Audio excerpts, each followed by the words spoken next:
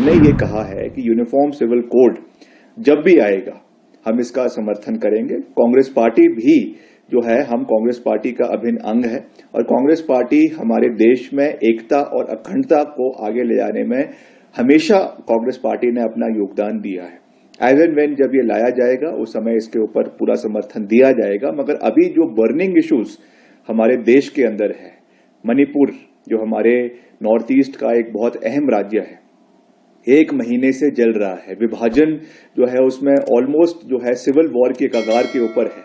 अभी तक ना कोई मुख्यमंत्री के ऊपर कोई एक्शन लिया गया है, ना वहां पे कोई इमरजेंसी लगाई गई है, ना वहां पे गवर्नर्स रूल लगाया गया है और यही चीज हमको देश के और राज्यों में भी देखने को मिलती है। तो मेरा कहने का तात्पर्य ये है कि जो असली इश्यूज है, बर्निंग इश्यूज है देश के अंदर, उसके ऊपर भाजपा बात करती नहीं है और लोगों को भ्रमित करने के लिए, मुद्दा बनाने के लिए इस तरीके की एक नई डिबेट जो है वो देश के अंदर छेड़ देती है, जिसकी वजह से जो असली इश्यूज लोगों के हैं वो कहीं ना कहीं सेंटर स्टेज पे ना रहकर पीछे हट जाते हैं, जो सही चीज नहीं है।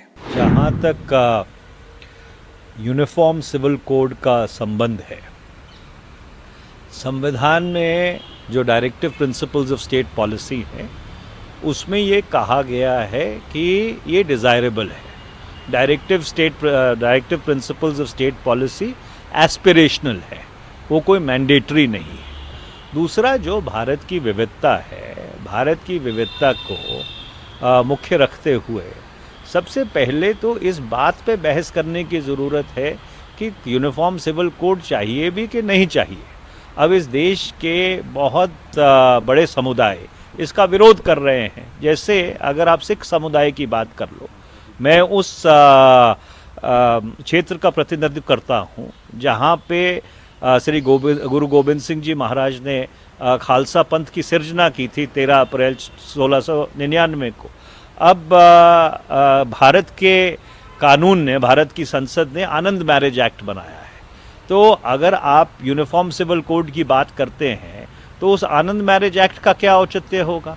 इसी तरह से हिंदू धर्म में ही अलग अलग पद्धतियां हैं जिसके तहत विवाह होते हैं, जिसके तहत इनहेरिटेंस और बाकी चीज़ों को मुकर्रर किया जाता है। और भारत के कानून में एक यूनिफॉर्म सिविल कोड है तो सही। जो स्पेशल मैरिज एक्ट है और जो इंडियन सक्सेशन एक्ट है वो अपने आप में यूनिफॉर्म सिविल कोड है। तो फिर यूनिफॉर्म सिविल कोड का औचित्य क्या है?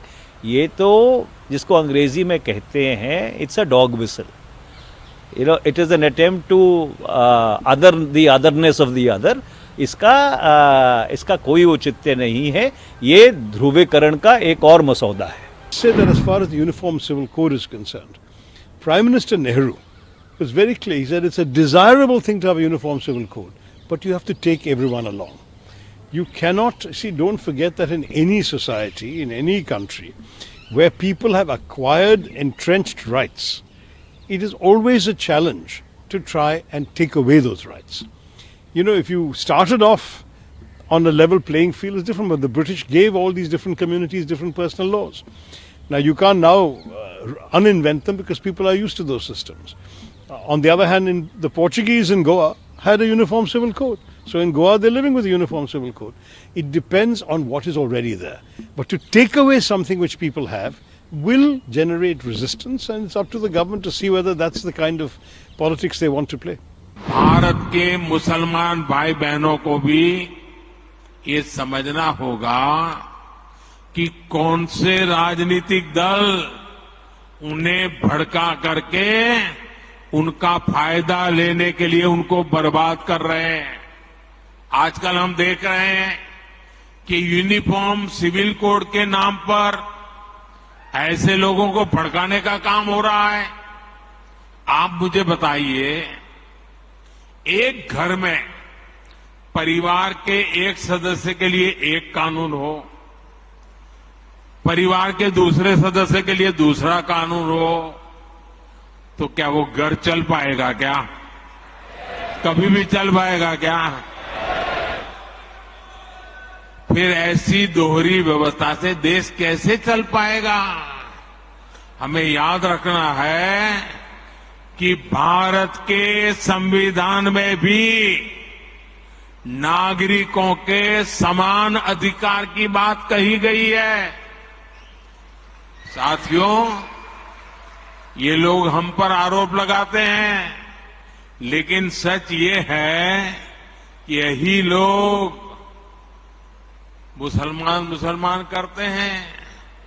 अगर ये मुसलमानों के सही मायने में हितैषी होते तो अधिकांश परिवार, मेरे मुस्लिम भाई बहन, शिक्षा में पीछे न रहते, रोजगार में पीछे न रहते, मुसीबत की जिंदगी जीने के लिए मजबूत नहीं रहते।